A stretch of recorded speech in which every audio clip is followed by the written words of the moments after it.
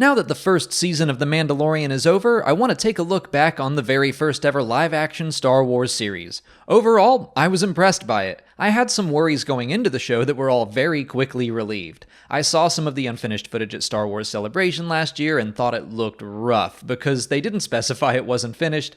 I was afraid a Star Wars story without a major studio film budget wouldn't feel like Star Wars. But I was completely wrong. The show looks and feels exactly like it should for the most part. I still noticed some things here or there that felt a little fan-filmy to me, but it's all completely forgivable.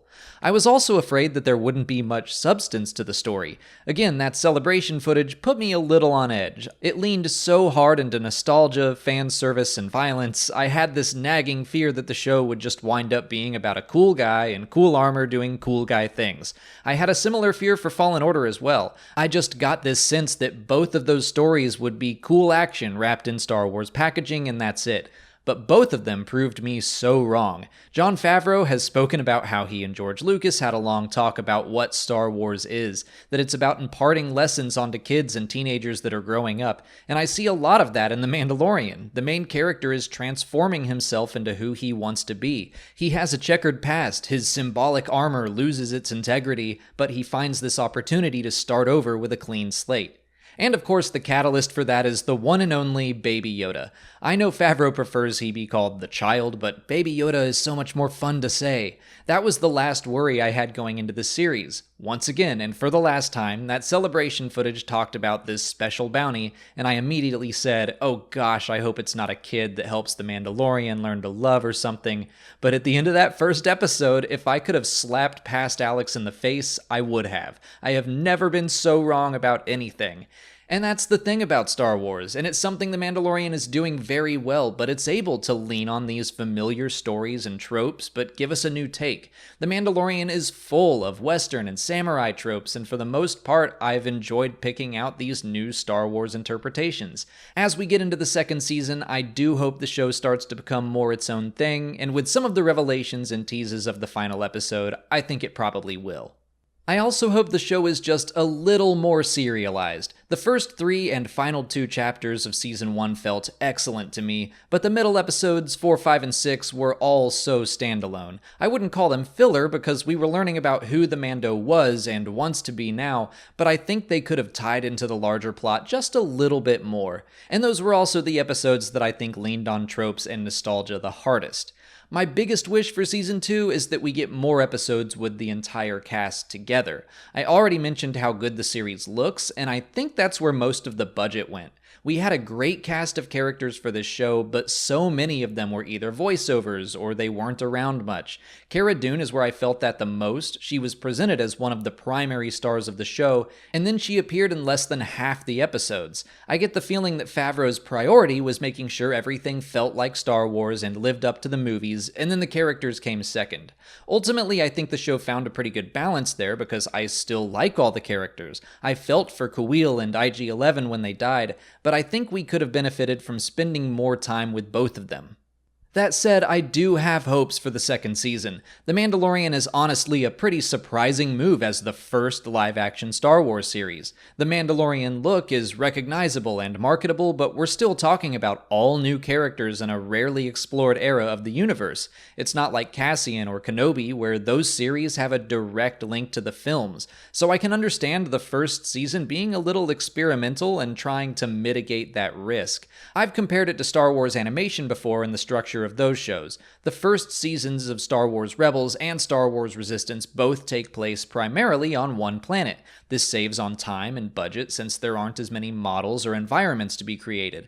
The first seasons feel kind of like testing grounds to see how the show performs, and then at the end of both seasons, the galaxy opens up. Our main characters wind up traveling to new planets in almost every episode.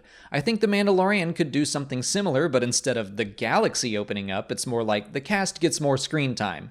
We know Cara Dune and Greef Karga are returning. I have to assume Moff Gideon will be a lingering threat. I hope we see them all more often, and I would really like Pedro Pascal to show his face more than once. because that's when the show felt like it was reaching its full potential to me. In Chapter 7, as the Mando retraces his steps to pick up Kara, Kuiil, and IG-11, when everyone was on the same page, working together, getting to know one another, that's when it felt like a series to me rather than a collection of one-off stories. And I'll admit, it was very satisfying to have them all come together after waiting for 6 episodes, to introduce them all one by one and then have them join forces in the end. It's like a mini Avengers Star Wars story. But I don't want that to be the structure of every season. I don't want Cara Dune to sit on the sidelines until episode 7 of season 2.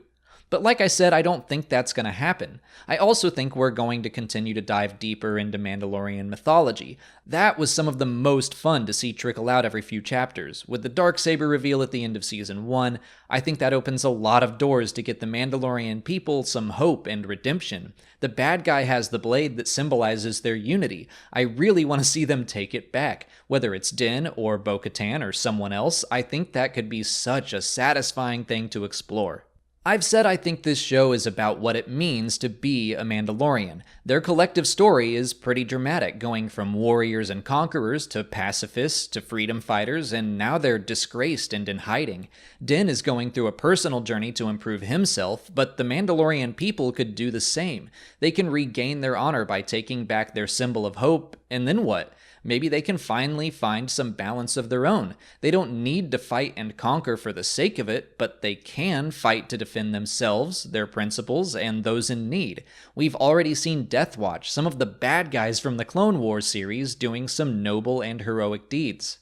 I could probably go on and on about the storytelling potential of Season 2 of The Mandalorian, and that's frankly because I enjoyed the first season so much. It absolutely wasn't perfect, but even when there were 3 so-so episodes in a row, I still found myself excited to wake up early and watch the next chapter. I never lost any enthusiasm for the show. It started and ended so strongly, it's easy to excuse the middle. And even then, I never thought the middle was bad. At worst, it just felt like it wasn't living up to the potential it already showed that it had.